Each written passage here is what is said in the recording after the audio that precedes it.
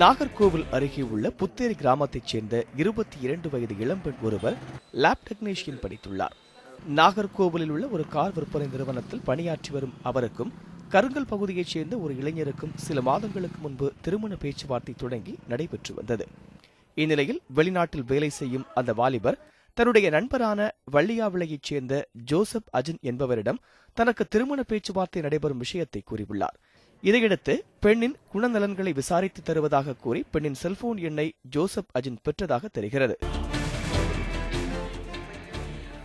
முதலில் அந்த பெண்ணிடம் தங்களுக்கு கணவராக வரப்போகிறவரின் நண்பன் என்று தன்னை அறிமுகம் செய்து கொண்டு பேசத் தொடங்கிய ஜோசப் அஜன் சில நாட்களுக்கு பிறகு அந்த பெண்ணிடம் அவருக்கு கணவராக அமைய உள்ள தனது நண்பர் மிகவும் மோசமான பழக்க வழக்கங்களை உடையவர் என்றும் எனவே அவரை திருமணம் செய்ய வேண்டாம் என்றும் கூறியுள்ளார். மேலும் அந்த பெண்ணின் நலம் விரும்பி போன்றும் நண்பனை மோசமானவர் போலவும் சித்தரித்து பேசியுள்ளார். சில நாட்களுக்கு பிறகு அந்த பெண்ணை காதலிப்பதாகவும் ஜோசப் அஜின் கூற அந்த பெண்ணும் அதை நம்பியுள்ளார். சம்பவத்தன்று இளம்பெண் மட்டும் வீட்டில் இருந்த நேரம் பார்த்து அங்கு சென்ற ஜோசப் அஜின் அவரிடம் ஆசை வார்த்தைகளை கூறி பாலியல் பலாத்காரம் செய்ததாக கூறப்படுகிறது. இதை சற்றும் எதிர்பாராத அந்த பெண் அலறியதை அடுத்து ஜோசப் அஜின் அந்த பெண்ணை திருமணம் செய்து கொள்வதாக சத்தியம் செய்துள்ளார். மேலும் வாய்ப்பு கிடைக்கும் போதெல்லாம் அந்த பெண்ணுடன் உல்லாசமாக இருந்துள்ளார். இந்நிலையில் ஜோசப் அஜன் அந்த பெண்ணிடம் பேசுவதை நிறுத்திக் கொண்டார். அந்த பெண் அவருக்கு போன் செய்தாலும் பேசுவதில்லை. அதன் பிறகுதான் தான் ஏமாற்றப்பட்டதை உணர்ந்த அந்த இளம்பெண் தனது குடும்பத்தாரிடம் தெரிவித்துள்ளார். இதையடுத்து அந்த பெண் நாகர்கோவில் அனைத்து மகளிர் காவல் நிலையத்தில் புகார் தெரிவித்துள்ளார். நாகர்கோவில் அனைத்து மகளிர் காவல் நிலைய இன்ஸ்பெக்டர் கண்மணி மற்றும் போலீசார் 376வது பிரிவு உள்ளிட்ட பிரிவுகளில் வழக்கு பதிவு செய்து ஜோசப் அஜனை கைது செய்தனர். நவீன காலகட்டத்தில் பெண்களுக்கு போதிய விழிப்புணர்வு இல்லாததே இதுபோன்ற சம்பவங்களுக்கு காரணம் என்கின்றனர் இதுகுறித்து பேசிய சமூக ஆர்வலர்கள். இதில் முக்கியமாக பார்க்க வேண்டியது என்னென்னா, இந்த பெண்கள் ஒரு விழிப்புணர்வு இல்லாமல் தனக்கு ஒரு செய்தி கிடச்சுன்னா அதை தனக்கு மாப்பிள்ளை பார்த்துருக்க பெற்றோர்கள் நல்லபடியாக விசாரித்து தான் பார்த்துருப்பாங்க. இந்த மாதிரி சூழ்நிலையில் ஒரு தவறான செய்திகள் வருதுன்னா அது தன்னோட பெற்றோர்கிட்ட சொல்லியோ இல்லை நேரடியாக அந்த சம்மந்தப்பட்ட நபர்கிட்ட கேட்டோ இதை உறுதிப்படுத்தி இருக்கலாம். இதை விட்டுட்டு இன்றைக்கி சமூகத்தில் நடக்கக்கூடிய அதிகப்படியான தவறுகளுக்கு காரணம் பெண்கள் நிறைய பேர் பத்திரிகை செய்திகள் எதுவும் படிக்கிறதே கிடையாது. இதனால விழிப்புணர்வு இல்லாமல் இவங்கள நாட்டில் நடக்கக்கூடிய தவறுகள் எல்லாம் தெரியாமலே இந்த முகநூல், வாட்ஸ்அப் இது போன்ற இதில் இந்த சமூக வலைத்தளங்களில் உள்ள இவங்க அதை ஒரு விளையாட்டாகவே சில விஷயங்களை செய்கிறதுனால தன்னோட வாழ்க்கையே தொலைக்கக்கூடிய ஒரு சந்தர்ப்பம் ஏற்படுது. மேலும் பெண்களுக்கு விழிப்புணர்வு ஏற்படுத்த வேண்டிய கடமை பெற்றோர்களுக்கு இருக்கிறது என்றும் அவர்கள் தெரிவிக்கிறார்கள். அதனால் ஒரு தகப்பனும் தாய் ஒரு பேரண்ட் தான் ஒரு குழந்தையோட முக்கியமான ஒரு சப்போர்ட் சிஸ்டம். இந்த மாதிரி நடக்கும்போது ரொம்ப ரியாக்டிவாக இல்லாமல், அதாவது இப்போ திட்டி அது ஒரு பெரிய பூதாகாரம் ஆக்காமல் முதலே இந்த மாதிரிப்பட்ட அப்ரோச் எல்லாம் பண்ணி பசங்க வருவாங்க. இந்த மாதிரிப்பட்ட நேரங்களில் என்ன மாதிரிப்பட்ட ப்ரிகாஷன்ஸ் நீங்கள் எடுக்கணும். நண்பர் ஒருவர் திருமணம் நிச்சயிக்கப்பட்டவர் மீது புகார் கூறும் போது பெண்கள் அது குறித்து தங்கள் பெற்றோர்களிடம் கூறி முறையான விசாரணை மேற்கொண்டு புகாரை உறுதிப்படுத்த வேண்டும். எப்போது பெண்கள் விழிப்புடன் இருப்பதும் அவசியம் என தெரிவிக்கிறார்கள் சமூக ஆர்வலர்கள்.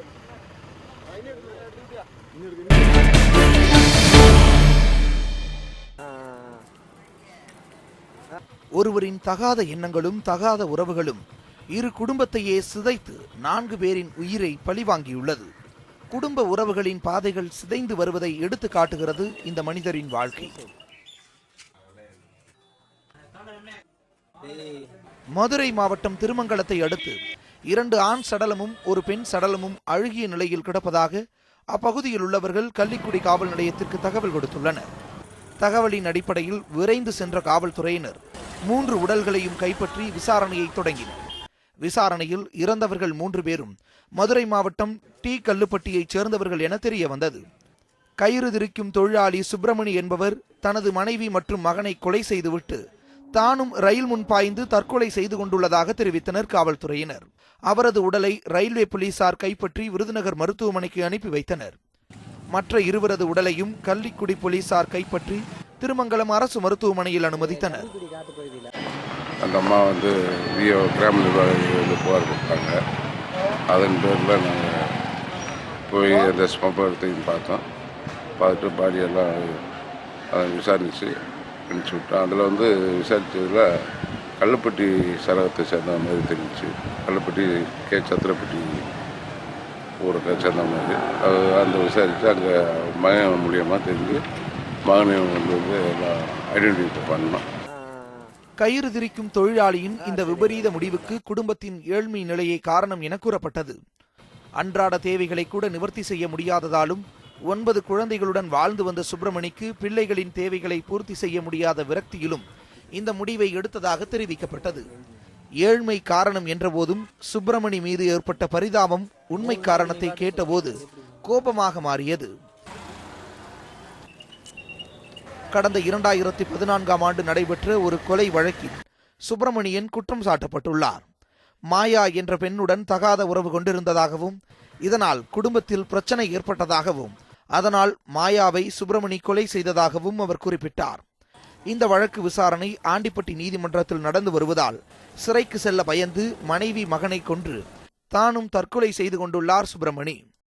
கொலை செய்யப்பட்ட சுப்பிரமணியின் மகன் கருப்பையா ஒரு மனநோயாளி என்றும் தெரிவிக்கின்றனர் அவரது உறவினர்கள்.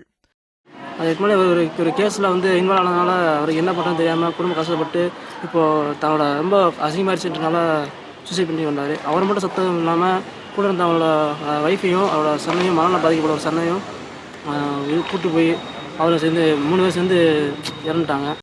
தவறான உறவால் கொலை செய்துவிட்டு அதனை எதிர்கொள்ள துணிவின்றி தனது சொந்த மனைவியையும் மகனையும் கொன்றுவிட்ட கயிறு திரிக்கும் தொழிலாளியின் செயல் திருமங்கலம் பகுதி வாசிகளிடையே அதிர்ச்சியை ஏற்படுத்தியுள்ளது. நீதிராஜன், நியூஸ் 7 தமிழ், திருமங்கலம்.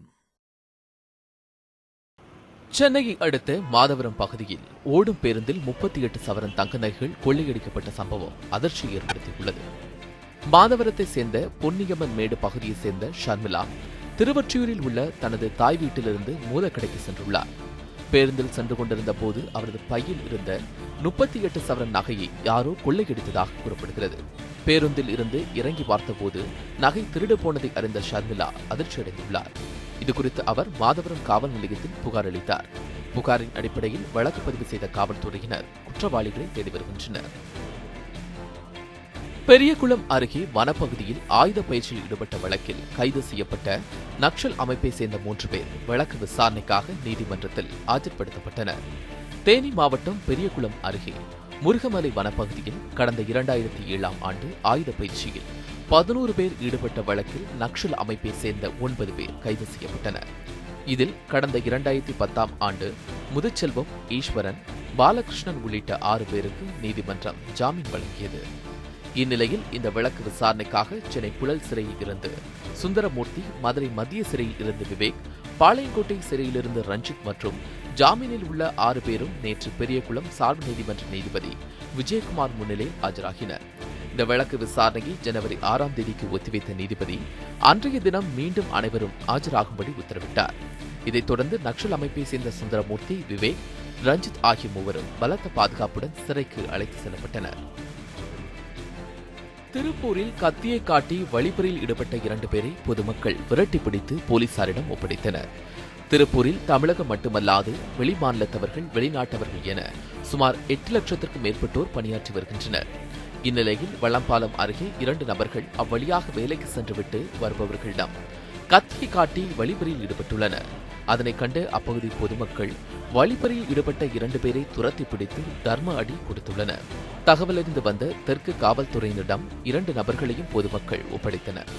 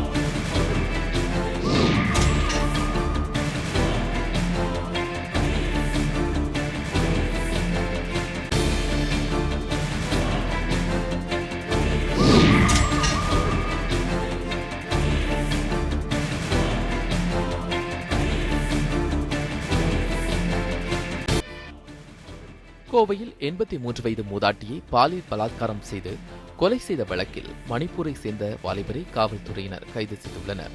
கடந்த 19ஆம் தேதி கோவை காந்திபுரம் 1வது வீதியைச் சேர்ந்த 83 வயதான பழனியம்மாள் என்ற மூதாட்டி வீட்டில் சடலமாக கிடந்தார். இதில் கழுத்தில் துணியால் நெரிக்கப்பட்டு பழனியம்மாள் கொலை செய்யப்பட்டு இருப்பதாகவும் அவர் கையில் இருந்த 2 சவரன் மதிப்பிலான தங்க வளையல் கொள்ளையடிக்கப்பட்டிருப்பதும் முதற்கட்ட விசாரணையில் தெரியவந்துள்ளது.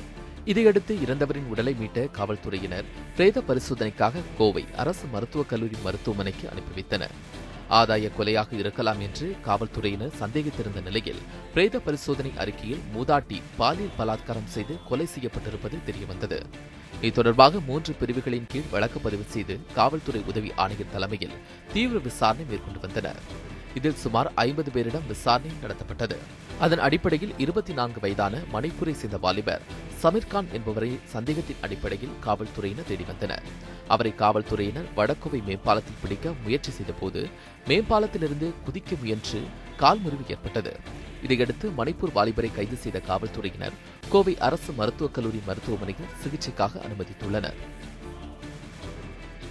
சென்னை விமான நிலையம் அருகே 1.34 கோடி மதிப்பிலான சுமார் 2000 ரூபாய் நோட்டுகளை மத்திய வருவாய் புலனாய்வுத்துறை அதிகாரிகள் பறிமுதல் செய்துள்ளனர். சென்னை விமான நிலையத்தில் புதிய ரூபாய் நோட்டுகள் கடத்தப்படுவதாக கிடைத்த தகவலை தொடர்ந்து காலை முதலே மத்திய வருவாய் புலனாய்வுத்துறை அதிகாரிகள் சோதனை மேற்கொண்டு வந்தனர். இந்நிலையில் விமான நிலையத்திற்கு வந்த 5 பேரிடம் அதிகாரிகள் மேற்கொண்ட சோதனையில் சுமார் 1,34,00,000 ரூபாய் புதிய 2000 ரூபாய் பறிமுதல் செய்யப்பட்டது. இதனைத் தொடர்ந்து அவர்களிடம் அதிகாரிகள் தொடர் விசாரணை மேற்கொண்டு வருகின்றனர். ஆற்காடு அருகே வீடு புகுந்து விவசாயி மீது திமுகவை சேர்ந்த கும்பல் தாக்குதல் நடத்திய சம்பவம் குறித்து போலீசார் வழக்கு பதிவு செய்து விசாரணை நடத்தி வருகின்றனர். வேலூர் மாவட்டம் ஆற்காடை அடுத்த கூராம்பாடி பகுதியைச் சேர்ந்த லோகையன் என்பவர் அதே பகுதியில் விவசாயம் செய்து வருகிறார். இவருக்கும் ஆற்காடு தோப்புக்கானா பகுதியைச் சேர்ந்த திமுக பிரதிநிதி காஜாவுடன் முன்விரோதம் இருந்ததாக கூறப்படுகிறது. இந்நிலையில் நேற்று வீட்டிலிருந்த லோகையனை திடீரென்று காஜா தலைமையிலான 6 பேர் கொண்ட கும்பல் கடுமையான ஆயுதங்களை கொண்டு தாக்க தொடங்கியுள்ளது. இதில் படுகாயமடைந்த லோகையன் சிகிச்சைக்காக ஆற்காடு அரசு மருத்துவமனையில் அனுமதிக்கப்பட்டார். மேலும் இச்சம்பவம் குறித்து ஆற்காடு காவல்துறையினர் வழக்கு பதிவு செய்து விசாரணை நடத்தி வருகின்றனர். தடை செய்யப்பட்ட பான் மசாலா குட்காவை கடைகளுக்கு விற்பனை செய்த 2 பேரை ஆர்கே நகர் போலீசார் கைது செய்தனர். அவர்களிடமிருந்து 2 லட்சம் ரூபாய் மதிப்புள்ள மாவா மற்றும் 50,000 ரூபாய் ரொக்க பணத்தை காவல்துறையினர் பறிமுதல் செய்தனர். சென்னை ஆர்கே நகர் தொகுதியில் உள்ள ராஜீவ் காந்தி நகர் 2வது தெருவில் வீட்டில் வைத்து பான் மசாலா குட்கா அரைத்து மாவாவை சிறு பெட்டி கடைகளுக்கு விற்பனை செய்வதாக காவல்துறையினருக்கு ரகசிய தகவல் கிடைத்தது. இதையடுத்து வண்ணாரப்பேட்டை துணை ஆணையர் ஜெயக்குமார் உத்தரவின்படி ஆர்கே நகர் போலீசார் சம்பவ இடத்திற்கு சென்று ஆய்வு செய்தனர். அப்போது வீட்டில் வைத்திருந்த 2 லட்சம் ரூபாய் மதிப்புள்ள பான் மசாலா குட்கா மற்றும் அதனை அரைக்க தேவையான 2 மிக்சி மற்றும் 50,000 ரூபாய் ரொக்க பணத்தை காவல்துறையினர் பறிமுதல் செய்தனர். மேலும் பான் மசாலா குட்காவை பதுக்கி 2 பேரை காவல்துறையினர் கைது செய்தனர். மேலூர் அருகே மளிகை கடையில் நூதன முறையில் 12,000 ரூபாயை 2 சிறுவர்கள் கொள்ளையடித்துவிட்டு தப்பிச் சென்றுள்ளனர். மதுரை மாவட்டம் மேலூர் திருச்சி மெயின் ரோட்டில் உள்ள அன்னபூரணி மளிகை கடையில் 2 சிறுவர்கள் பொருட்கள் வாங்குவது போல வந்துள்ளனர். அதில் ஒரு சிறுவன் கடைக்கு முன்னால் வைக்கப்பட்டிருந்த பொறி மூட்டையை அப்படியே தூக்கிக் கொண்டு ஓடுகிறான். அப்போது கடையில் இருந்த பணியாளர்கள் அவனை துரத்தி பிடிப்பதற்காக ஓடும் நிலையில் கவனத்தை திசை திருப்பிய மற்றொரு சிறுவன் கடையின் கல்லாப்பேட்டையில் இருந்த 12,000 ரூபாய் ரொக்கம், வங்கிக் கணக்கு புத்தகம் உள்ளிட்டவைகளை திருடிவிட்டு தப்பி ஓடியதாக கூறப்படுகிறது. இதையடுத்து கடையின் உரிமையாளர் சுப்பிரமணியன் மேலூர் காவல் நிலையத்தில் அளித்த புகாரின் அடிப்படையில் போலீசார் விசாரணை மேற்கொண்டு வருகிறார்கள். இந்நிலையில் கொள்ளையடித்துக் கொண்டு சிறுவன் மெயின் ரோட்டில் ஓடும் காட்சிகள் அருகில் இருந்த மளிகை கடை கண்காணிப்பு கேமராவில் இருப்பதனால் அதை வைத்து போலீசார் விசாரணையை முடுக்கிவிட்டுள்ளனர். கோவில்பட்டியில் நிலம் வாங்கித் தருவதாக 6,40,000 ரூபாயை வாங்கிக் கொண்டு மோசடி செய்தவரை கைது செய்யக்கோரி ஆர்டிஓ அலுவலகத்தில் பெண் தீக்குளிக்க முயன்றதால் பரபரப்பு ஏற்பட்டது. கோவில்பட்டி வீரவாஞ்சி நகரைச் சேர்ந்த சண்முகத்தாய் என்பவரிடம் கோவில்பட்டி அருகே ஆலம்பட்டி மேலத்தெருவைச் சேர்ந்த ஆரோக்கியம் என்பவர் ஆலம்பட்டி கிராமத்தில் நிலம் வாங்கித் தருவதாக கூறி கடந்த 2.5 ஆண்டுகளுக்கு முன்பு 6,40,000 ரூபாய் வாங்கியதாக கூறப்படுகிறது. இந்நிலையில் பணத்தை பெற்றுக்கொண்ட ஆரோக்கியம் நிலம் வாங்கித் தராமல் தொடர்ந்து ஏமாற்றி வந்துள்ளார். இது தொடர்பாக நிலம் வாங்கித் தருவதாக பண மோசடி செய்த ஆரோக்கியம் மீது நடவடிக்கை எடுக்க கோரி மாவட்ட எஸ்பி அலுவலகத்தில் புகார் மனு அளித்தும் நடவடிக்கை எடுக்கப்படவில்லை என கூறப்படுகிறது. இதையடுத்து கோவில்பட்டி மேற்கு போலீஸ் நிலையத்தில் மாணிக்கம் அளித்த புகாரின் பேரில் ஆரோக்கியபுரத்தை அழைத்து போலீசார் பேச்சுவார்த்தை நடத்தினர். அப்போது 1 மாதத்திற்குள் பணத்தை திருப்பி தந்து விடுவதாக கூறிய ஆரோக்கியமும் இதுவரை பணத்தை திருப்பித் தராமல் ஏமாற்றி வந்துள்ளார். இந்நிலையில் நிலம் வாங்கி தருவதாக கூறி பண மோசடி செய்த ஆரோக்கியத்தை கைது செய்ய கோரி சண்முகத்தாய் கோவில்பட்டி RTO அலுவலகத்தில் உடலில் மண்ணெண்ணெய் ஊற்றி தீக்குளிக்க முயன்றார். தகவல் அறிந்து கோவில்பட்டி கிழக்கு போலீசார் RTO அலுவலகத்திற்கு விரைந்து சென்று தீக்குளிக்க முயன்ற சண்முகத்தாயை மீட்டு அவரது உடலில் தண்ணீரை ஊற்றினர். நேற்று நைட்டுக்கு பிறகு தான் இந்த முடிவை எடுத்தேன். நான் என் பிள்ளையில என்னையும் உள்ள வச்சிருங்க, பேசாம கவர்மெண்ட் என்ன செஞ்சாலும் எனக்கு அதை பத்தி பிரச்சனை நியாயம் கிடைக்கணும், அவ்வளவுதான். அவன் நிறைய பேத்துட்டு ஏமாத்திருக்கான். நான் மண்ணெண்ணெய் ஊத்துனேன், எனக்கு வாழணும்னு என்ன இல்லை, என்னால கடன் கட்ட முடியல. 2 லட்சம் ரூபாய் வாங்கினேன், இன்னைக்கு 4 லட்சம் ரூபாய் அன்னைக்கு 2 பைசா வட்டி போட்டு வாங்கினேன். சேலம் மாவட்டம் இளம்பிள்ளை கலவரத்தில் ஈடுபட்டதாக மேலும் 14 பேரை காவல்துறையினர் கைது செய்தனர். சேலம் மாவட்டம் இளம்பிள்ளை அருகே கடந்த 17ஆம் தேதி மகுடஞ்சாவடி காவல்துறையினர் வாகன சோதனையில் ஈடுபட்ட போது விசைத்தறி கூலி தொழிலாளி சரவணன் திரும்பிச் செல்ல முயன்று எதிரே வந்த டெம்போவில் மோதி பலியானார். இதையடுத்து ஏற்பட்ட கலவரம் தொடர்பாக ஏற்கனவே 92 பேர் கைது செய்யப்பட்டனர். தொடர்ந்து விசாரணைக்காக அழைத்து வந்த இடங்கணசாலை பகுதியைச் சேர்ந்த பசுபதி, பழனிசாமி, பூபதி, கதிர்வேல் உள்ளிட்ட 14 பேரை மகுடஞ்சாவடி காவல்துறையினர் கைது செய்து நீதிமன்றத்திற்கு அனுப்பி வைத்தனர். இந்த தொடர் கைது சம்பவங்களால் இளம்பிள்ளை பகுதியில் பதற்றம் நீடித்து வருகிறது. மேலும் கைது நடவடிக்கை தொடரும் என தகவல் பரவி வருவதால் பொதுமக்கள் வீடுகளை விட்டு வெளியேறி வருகிறார்கள். நாகூர் வெட்டாற்றில் காயங்களுடன் கோணிப்பையில் சுற்றிய நிலையில் ஆண் சடலம் மீட்கப்பட்ட நிலையில் உடலை கைப்பற்றிய நாகூர் போலீசார் இது கொலையா என விசாரணை நடத்தி வருகின்றனர். நாகை அடுத்து நாகூர் காரைக்கால் இடையே கிழக்கு கடற்கரை சாலையில் உள்ள வெட்டாற்றில் கால்கள் மட்டும் தெரிந்த நிலையில் மூட்டை கட்டியிருப்பதாக பொதுமக்கள் நாகூர் காவல் நிலையத்திற்கு தகவல் கொடுத்தனர். அதன் பேரில் விரைந்து வந்த காவலர்கள் மூட்டையை பிரித்து பார்த்தபோது 55 வயது மதிக்கத்தக்க ஆண் காயங்களுடன் கொலை செய்யப்பட்ட நிலையில் இருந்ததை கண்டனர். உடனடியாக மோப்பநாய் மற்றும் தடயவியல் அறிவியல் ஆய்வக அதிகாரிகள் உடலை ஆய்வு செய்தனர். உயிரிழந்த நபர் யார், எந்த ஊரைச் சேர்ந்தவர் என விசாரித்து வரும் நிலையில் கொலை செய்து மூட்டை கட்டி ஆற்றில் வீசிய நபர் குறித்தும் போலீசார் தீவிர விசாரணை நடத்தி வருகின்றனர். இந்த கொலை சம்பவம் குறித்து நேரில் விசாரணை நடத்திய மாவட்ட காவல்துறை கண்காணிப்பாளர் துரை விரைந்து குற்றவாளிகளை பிடிக்கும்படி உத்தரவிட்டார். தொடர்ந்து உடலை கைப்பற்றி பிரேத பரிசோதனைக்காக நாகை மருத்துவமனைக்கு போலீசார் அனுப்பி வைத்தனர். வாலாஜாபேட்டை அருகே 6 மாத கர்ப்பிணி பெண் மர்மமான முறையில் மரணமடைந்ததை அடுத்து பொதுமக்கள் சாலை மறியல் போராட்டத்தில் ஈடுபட்டனர். வேலூர் மாவட்டம் வாலாஜாபேட்டை அடுத்த கொடைக்கல் கிராமத்தைச் சேர்ந்தவர் சசிகலா. இவருக்கும் ராணிப்பேட்டை அடுத்த வேலம் கிராமத்தைச் சேர்ந்த முத்து என்பவருக்கும் கடந்த 9 மாதங்களுக்கு முன்னர் திருமணம் நடைபெற்றது. இந்த நிலையில் திருமணமான நாள் முதல் கணவன் மனைவி இடையே கருத்து வேறுபாடு இருந்ததாக கூறப்படுகிறது. இந்த நிலையில் சசிகலா உடல் முழுக்க தீக்காயங்களுடன் வேலத்தில் உள்ள தன்னுடைய கணவர் வீட்டின் வெளிப்பக்க தாழ்பால் போடப்பட்ட நிலையில் பிணமாக கிடந்தார். இதையடுத்து ராணிப்பேட்டை காவல்துறையினர் சடலத்தை மீட்டு உடல்கூறு ஆய்வுக்காக அரசு மருத்துவமனைக்கு அனுப்பி வைத்தனர். இந்த நிலையில் சசிகலாவை கொன்றது அவரது கணவர் முத்துதான் என சசிகலாவின் உறவினர்கள் ராணிப்பேட்டை காவல் நிலையத்தில் புகார் அளித்தனர். ஆனால் இதுவரை எந்த நடவடிக்கையும் எடுக்கவில்லை என கூறி சசிகலாவின் உறவினர்கள் வாலாஜாபேட்டை அரசு மாவட்ட தலைமை மருத்துவமனை எதிரே திடீர் சாலை மறியலில் ஈடுபட்டனர். இந்த மறியல் போராட்டத்தால் சாலை போக்குவரத்து கடுமையாக பாதிக்கப்பட்டது. இதையடுத்து சம்பவ இடத்திற்கு விரைந்து வந்த வருவாய்த்துறை அதிகாரிகள் காவல்துறையினர் உடனடியாக முத்துவை கைது செய்வதாக அளித்த உறுதிமொழி எடுத்து போராட்டத்தை கைவிட்டனர். உயிரிழந்த சசிகலா 6 மாத கர்ப்பிணி பெண் என்பது குறிப்பிடத்தக்கது. திருச்செந்தூர் அருகே பிரகாசபுரத்தில் இளம்பெண்ணை திருமணம் செய்வதாக கூறி பாலியல் வன்கொடுமை செய்த மத போதகர் கைது செய்யப்பட்டுள்ளார். திருச்செந்தூர் அருகே உள்ள பிரகாசபுரத்தைச் சேர்ந்தவர் ஆண்ட்ரூஸ் ரோஸ்லின். இவருக்கு மதுரையைச் சேர்ந்த சைமன் என்பவருடன் திருமணமாகி பின்னர் 10 ஆண்டுகளுக்கு பின்னர் கணவருடன் ஏற்பட்ட கருத்து வேறுபாட்டால் விவாகரத்து பெற்று பிரகாசபுரத்தில் வசித்து வருகிறார். இவர் பிரகாசபுரத்தில் உள்ள பரலோக மாதா தேவாலயத்திற்கு செல்வார். அங்கு பங்கு தந்தையாக அருள் பிரபாகரன் என்பவர் பணியாற்றி வருகிறார். அப்போது இருவருக்கும் இடையே பழக்கம் ஏற்பட்டதாகவும் அதில் போதகர் ஆண்ட்ரூஸ் ரோஸ்லினை திருமணம் செய்து கொள்வதாக கூறி பாலியல் வன்கொடுமை செய்ததாகவும் கூறப்படுகிறது. பின்னர் தன்னை திருமணம் செய்து கொள்ள சொல்லி ஆண்ட்ரூஸ் ரோஸ்லின் வற்புறுத்தியுள்ளார். அதற்கு போதகர் மறுக்கவே ஆண்ட்ரூஸ் ரோஸ்லின் திருச்செந்தூர் அனைத்து மகளிர் காவல் நிலையத்தில் புகார் தெரிவித்தார். இதையடுத்து போதகர் அருள் பிரபாகரன் மீது வழக்கு பதிவு செய்து கைது செய்யப்பட்டு சிறையில் அடைக்கப்பட்டுள்ளார். அரியலூரில் சிறுமியை பாலியல் வன்கொடுமை செய்தவருக்கு 30 ஆண்டுகள் சிறை தண்டனை விதித்து மகிழா நீதிமன்றம் தீர்ப்பளித்துள்ளது.